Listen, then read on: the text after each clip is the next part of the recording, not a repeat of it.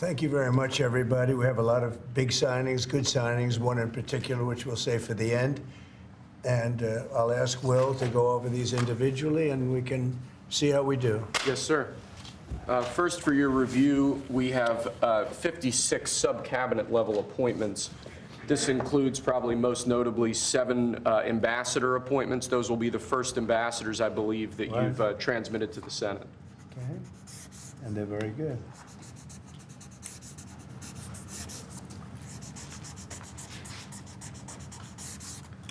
Okay. Thank you, sir. Second, we have acting designations. We're actually designating Doug Collins to be the acting leader of both the Office of Special Counsel and the Office of Government Ethics. You know Doug, everybody, I think? He was in charge of the fake impeachment hearings, remember, that I won very conclusively? Fake charges by the radical left Democrats. Okay. Next, sir, the Federal Executive Institute is a program that was set up during the Johnson administration to train senior-level government bureaucrats. As you've identified repeatedly in the last few years, the senior levels of our federal government are not adequately serving as stewards of taxpayer dollars, so we're recommending zeroing out that program effectively. We're actually getting rid of a few programs that are just a waste. Just really a waste. Thank you, sir. Next, we have an executive order relating to the Foreign Corrupt Practices Act. As you've repeatedly identified, the way that this act has been enforced over the years has been devastating to American business opportunities and business competitiveness abroad. We are essentially ordering the Department of Justice to use its prosecutorial discretion in a way to ameliorate the negative effects of the Foreign Corrupt Practices Act, to allow Americans to do business abroad, and to allow our foreign partners to do business with Americans without fearing unjust prosecution. And for those of you that know this, it turned out to be, it sounds good on paper, but in practicality, it's a disaster. It means that if an American goes over to a foreign country and starts doing business over there legally, legitimately, or otherwise, it's almost a guaranteed investigation, indictment, and nobody wants to do business with the Americans because of it. Nobody wants to do business. They say, look, we can deal with China. They can do whatever they want. We can deal with Russia. We can deal with anybody, and we have a normal life. You deal with America, the FBI gets over there. They don't investigate death and murders on the street in New York and Los Angeles. They go over and investigate a business guy trying to do business. So it made it very, very hard from a practical standpoint to make deals. They want to deal with the Americans, but they don't want to be under investigation every time they speak to American, every time an American makes a phone call to somebody in a different country. It's a disaster for this country. And I guess it was a Jimmy Carter concept, and it sounds so good, but it's so bad. It hurts the country, and many, many deals are unable to be made because of it. Nobody wants to do business because they don't want to feel like every time they pick up a phone, they're going to jail.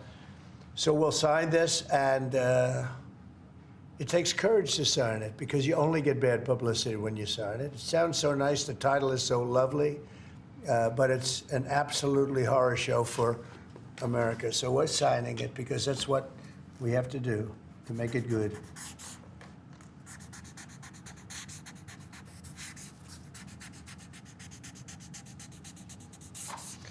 Okay, thank you. It's an important one. It's going to mean a lot more business for America. Okay. Thank you, sir. Next, this is an executive order relating to the use of paper straws. As you've consistently identified, nobody really likes paper straws. #1 trending. Can you believe it? A paper straw was #1 trending for 3 days or something. The environmental impact of plastic straws versus paper straws is entirely unclear. This has cost both the government and private industry an absolute ton of money and left consumers all over the country wildly dissatisfied with their straws. So we're asking aspects of the federal government, federal departments and agencies to look at their existing procurement processes, and we're asking your Domestic Policy Council to look holistically at this issue, to address it, and it really is something that affects ordinary Americans in their everyday lives. We're going back to plastic straws. These things don't work. I've had them many times, and on occasion they break, they explode. If something's hot, they don't last very long, like a matter of minutes, sometimes a matter of seconds. It's a ridiculous situation. So we're going back to plastic straws. I think it's okay.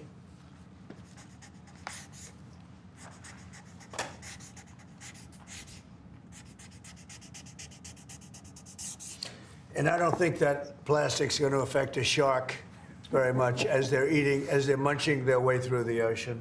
Okay. Thank you, sir. Next, we have a full and unconditional pardon for former Governor Rod Blagojevich of the state of Illinois. Good. It's my honor to do it. I've watched him. He was set up by a lot of bad people, some of the same people that I had to deal with. He wasn't quite as successful, but he had somebody that saw what was going on. I didn't know him other than I believe he was on The Apprentice for a little while. He was just a very nice person. He had a fantastic wife. She fought like hell to get him out. He was given a sentence of like 18 years, and it was a sort of a terrible injustice. They just were after him. They go after a lot of people. These are bad people on the other side. So I think he's just a very fine person. And this shouldn't have happened, and it shouldn't have happened to him. And let him have a normal life and let him go out and do what he has to do. So I'm signing this as a full pardon. Rod Blagojevich. Mr. President, are you considering him for ambassador to Serbia? No, but I would. I mean, he's now cleaner than anybody in this room. He got a pardon. He's cleaner than anybody in the room. Okay. Thank you, sir. Next, in 2018, you imposed ad valorem duties, tariffs on imports of steel at a 25% rate. Since that time, a large number of exclusions and exceptions to that tariff rule have been implemented. Because of the damage to the United States steel industry that those exceptions and exclusions have imposed, we're now, this order would reimpose that 25% ad valorem tariff rate on imports of steel, and it's presented for your signature now. Okay. Do you understand what that means? It's a big deal. It's a big deal. This is the beginning of making America rich again.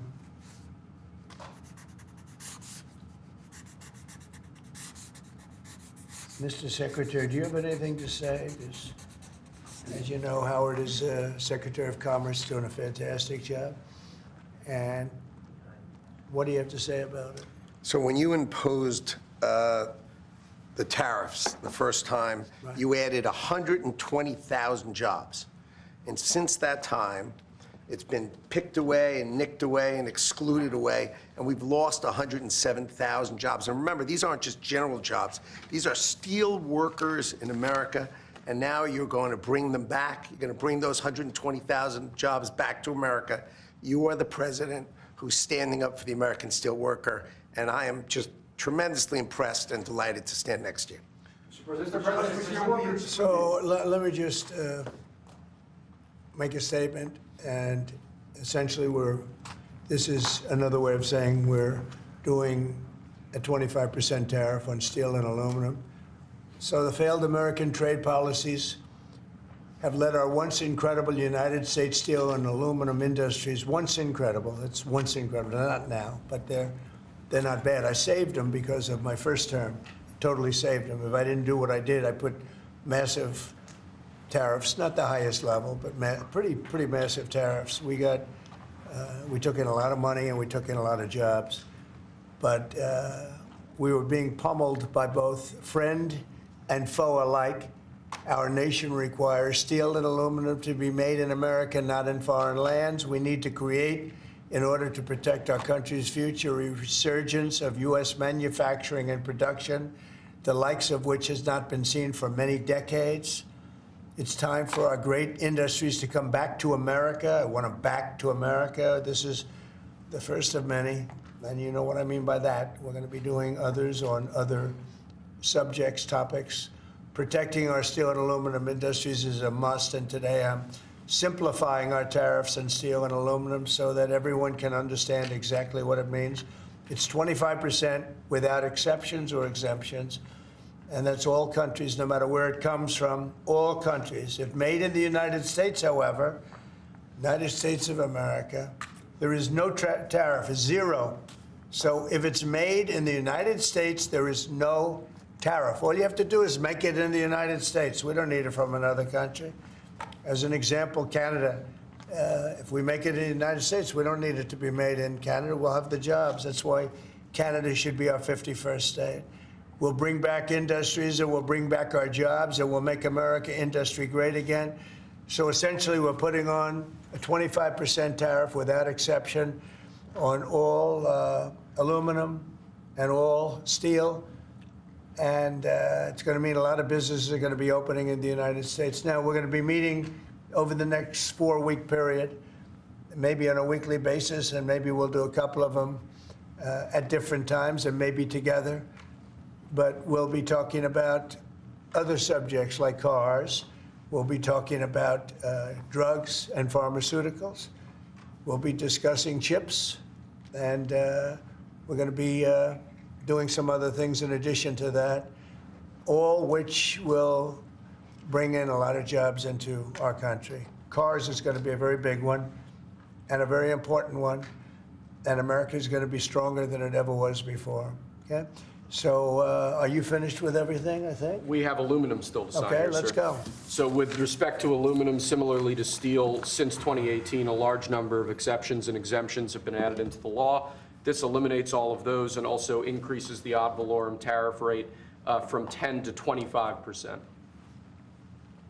Mostly the last part is the most important, right, would you say? Totally. So basically, this is aluminum, the same thing, no exceptions, no nothing. And it's going to bring our aluminum business back and may go higher. I mean, frankly, it may go higher.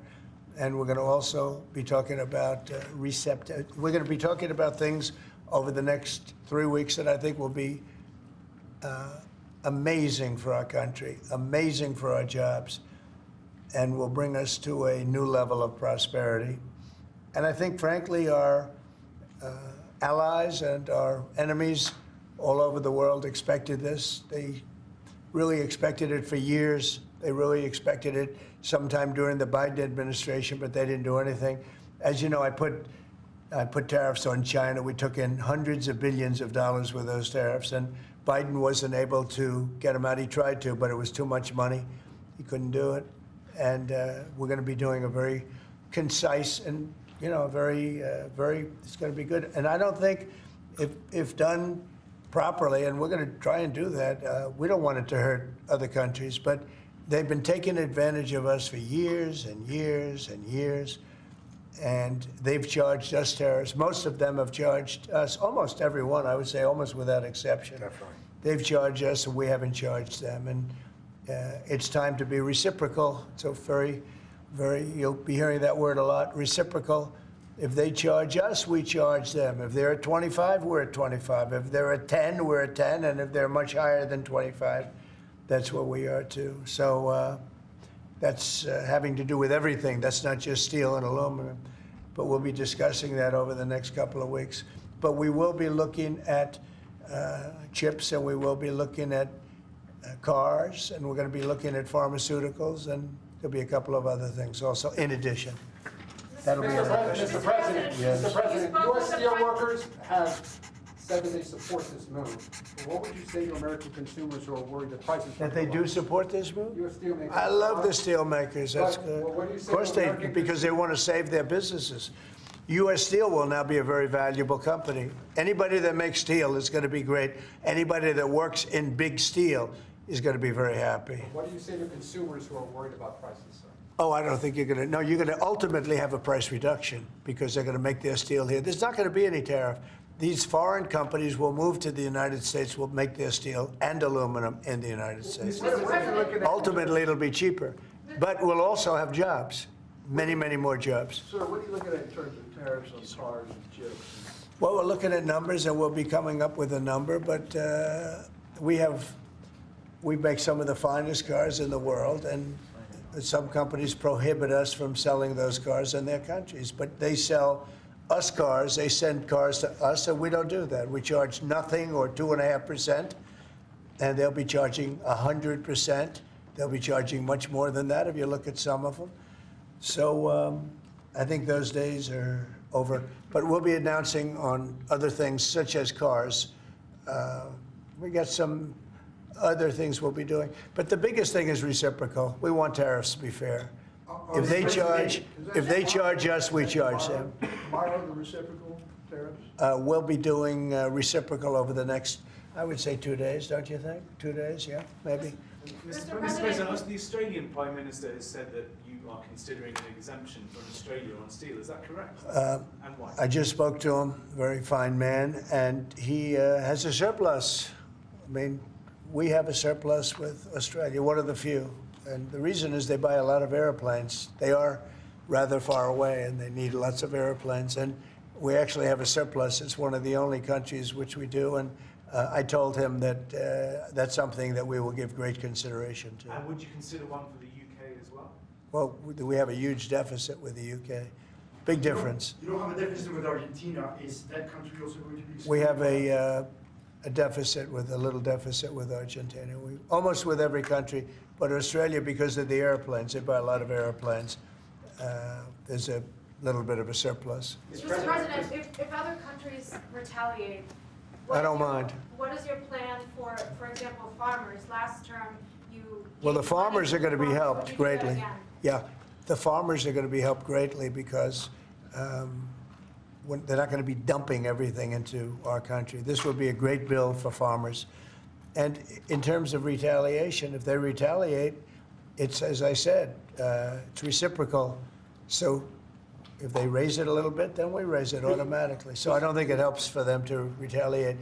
But also remember this, they can't really retaliate because we're the piggy bank. We're the piggy bank. But if we don't do this, we won't be the piggy bank for long. We won't be much of a country. Mr. President, you see that report, sir, that Hamas was going to stop releasing Israeli hostages, and what was your reaction? I think it's terrible. Look, I looked at the hostages that came in, and they're emaciated. It looked like something out of the 1930s. It's an absolute disgrace. And I think they saw the way the world viewed it, and they're looking for a reason not to send more because they're all, you take a look at that, it looks like it was a concentration camp, which essentially it was. It looks like they came out of the Holocaust. And what a sad thing.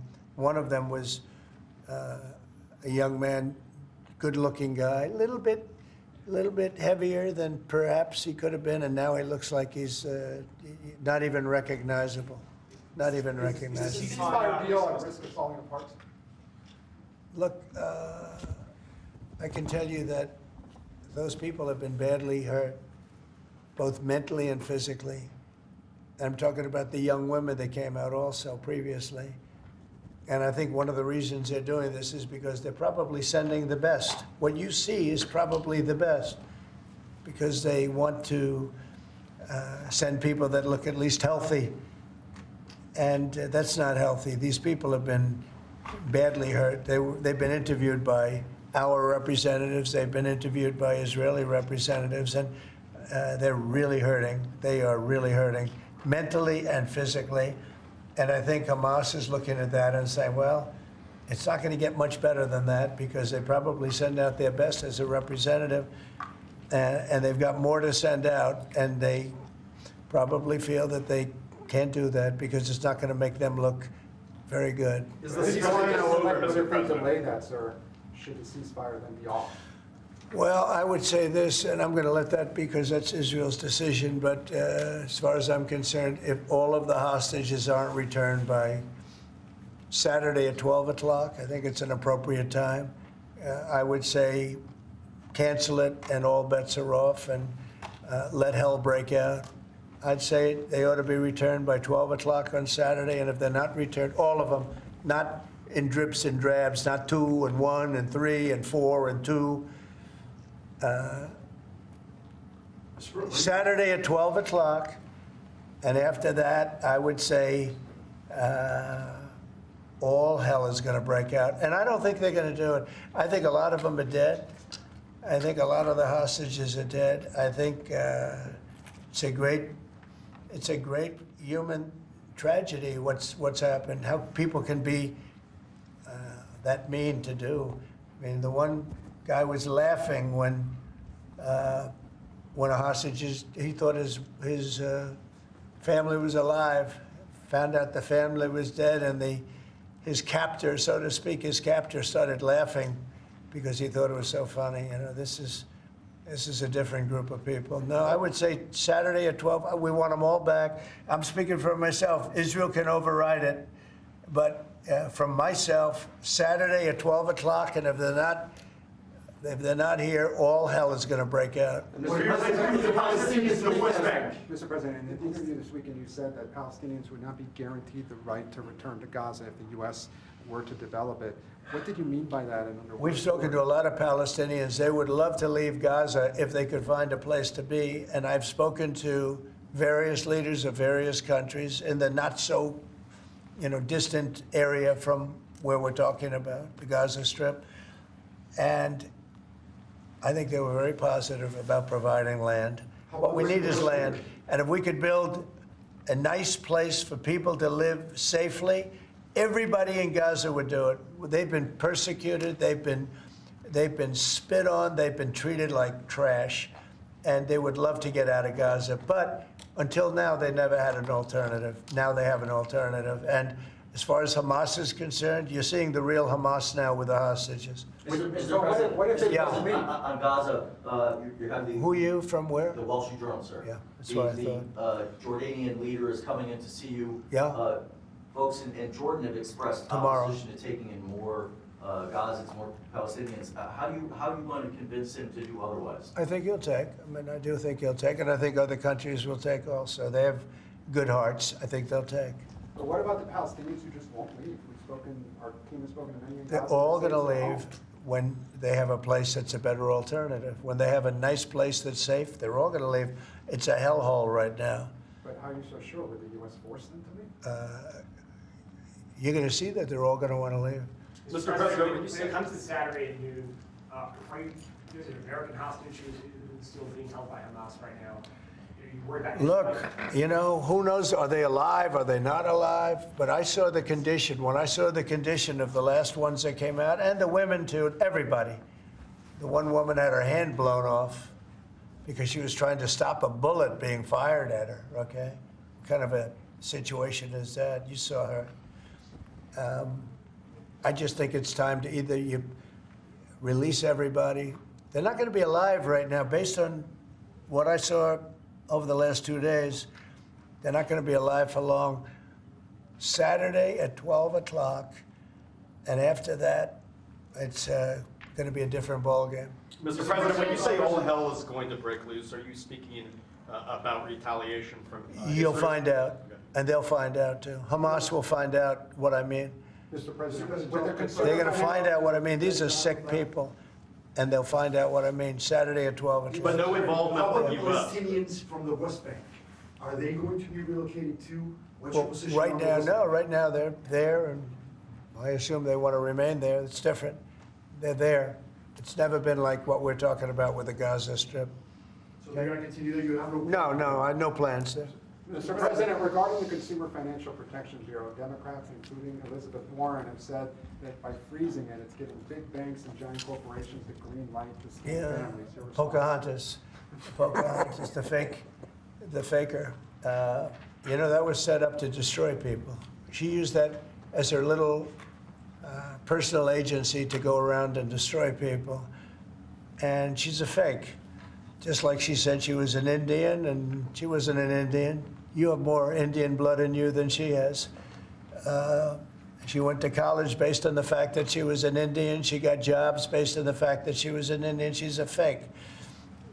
That was set up to destroy some very good people, and it worked. I mean, it worked. A A lot of great people. I'll tell you, before I ever heard the term, people would come up to me in the Midwest and areas that say, "Sir, I'm being destroyed by them." They use that to destroy people. She's a nasty woman. She's a really nasty woman, despite her phony beer commercial.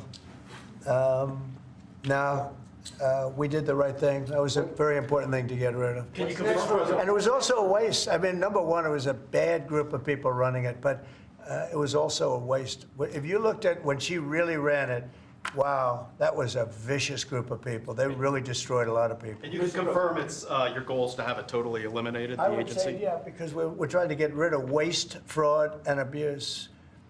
What's next? And didn't I hear that somebody made like $38 million or something running a little agency? What was her name?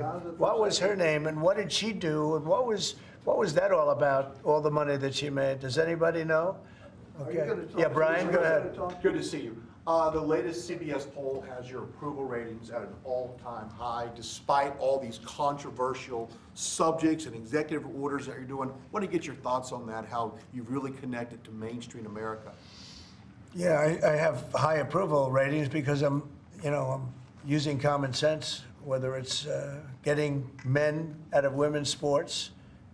I mean, have you seen what goes on with the boxers and with the weightlifters and with the swimmers and everything? It's so ridiculous. And I think it's a 90% issue.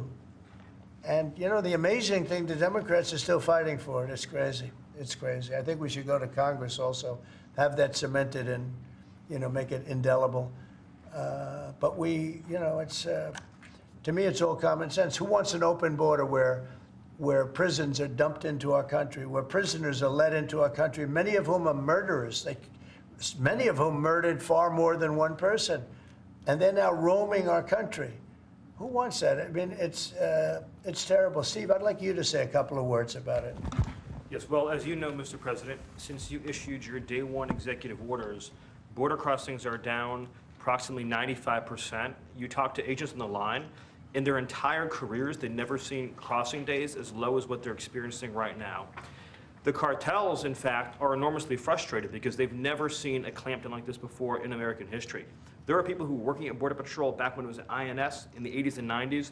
They've never seen a day like this. That's because you've mobilized the 10th Mounted Division, the Marines, the entire U.S. military. They're erecting physical miles of barrier, temporary and ultimately permanent, every single day.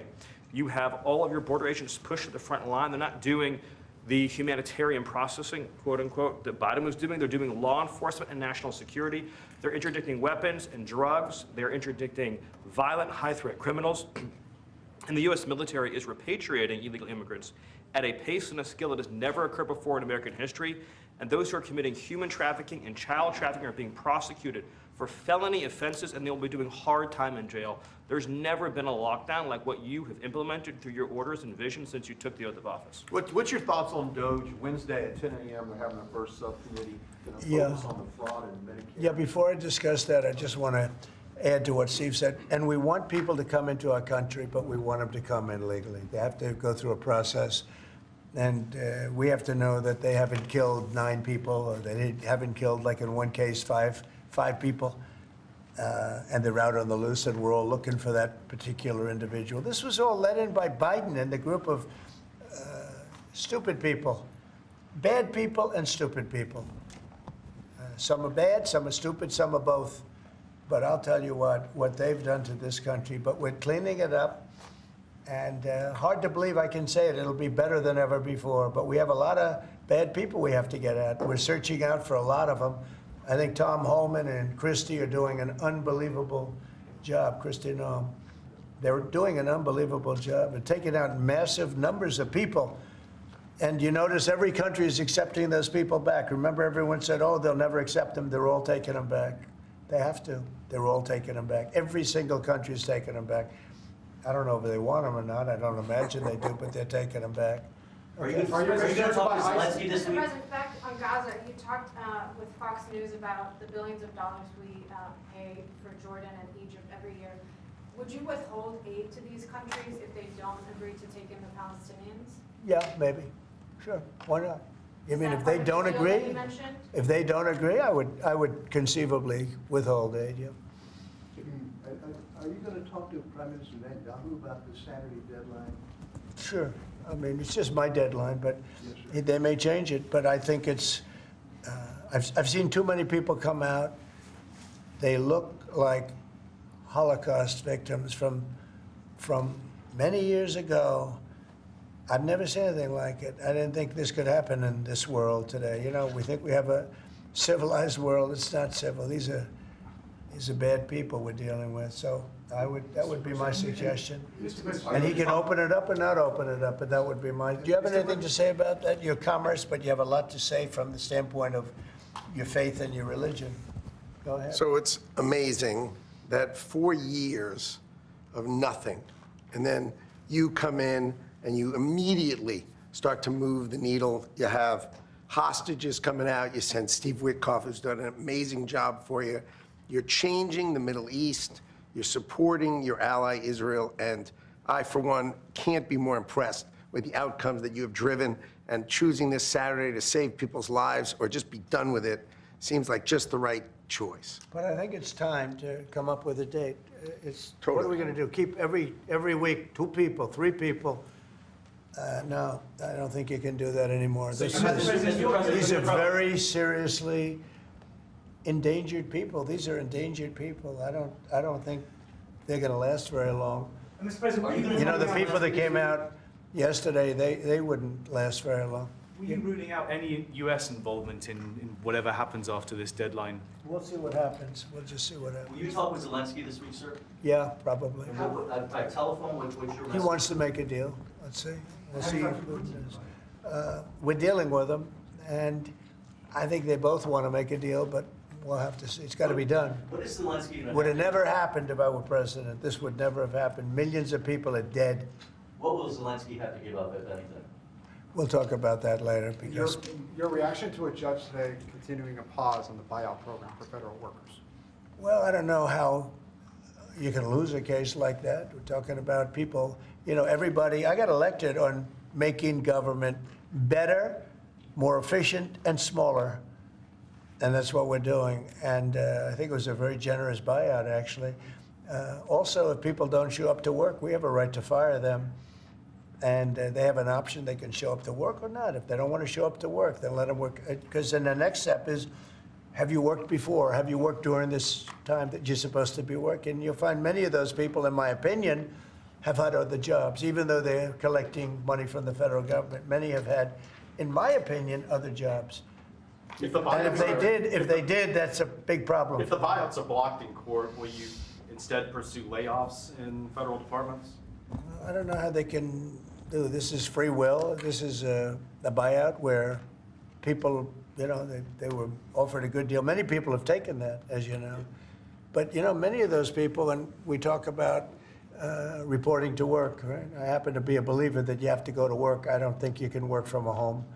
I don't know. It's like there's a whole big, oh, you can work from home. Nobody's going to work from home. They're going to be going out. They're going to play tennis. They're going to play golf. They're going to do a lot of things. They're not working. It's a rare person that's going to work. You might work 10% of the time, maybe 20%. I don't think you're going to work a lot more than that. And I think they have an obligation to work. And they have an obligation not to have a second job when they're supposed to be working for the federal government. You're going to find that a lot of these people had second jobs. Instead of working for, they'll be collecting a federal government check, and they'll be working 2 jobs.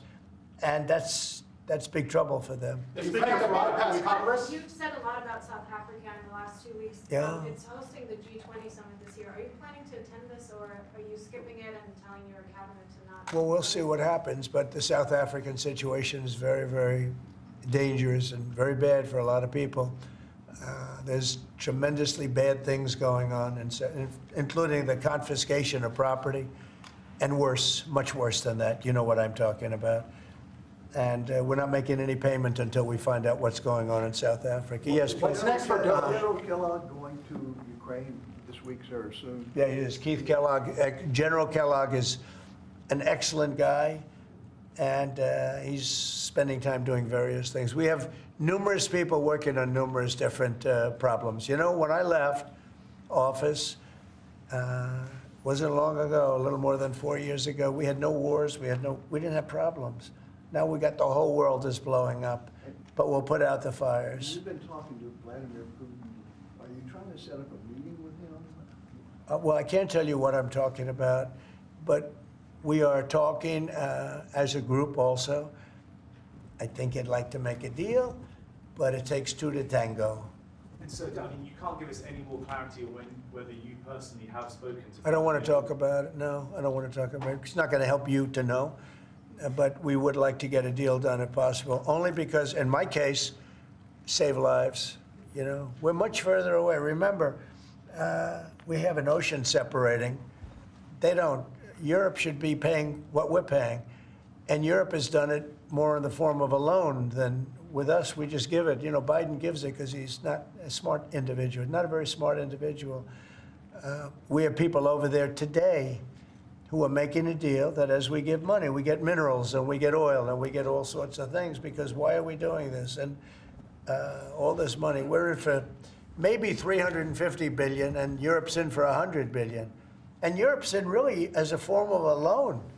In theory, they get that money back. In theory, they get interest on their money. It's a whole different ballgame.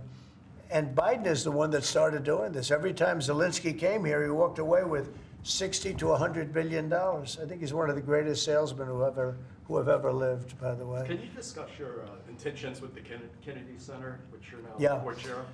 So we took over the Kennedy Center. We didn't like what they were showing and various other things. And I had a lot of the board members already, as you know, and we have some that will be replaced. But we have, I guess, a whole new group of people going in. I have Rick Grinnell, who's got some experience in that world. He's very good.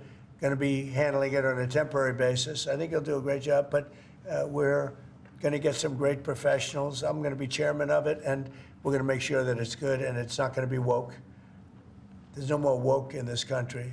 This woke has cost us a fortune and cost us our reputation, but the reputation's coming back very, very rapidly. Thank you very much, everybody. Thank you. The penny is gone. Go, penny's gone. Is the nickel next? What about the dime?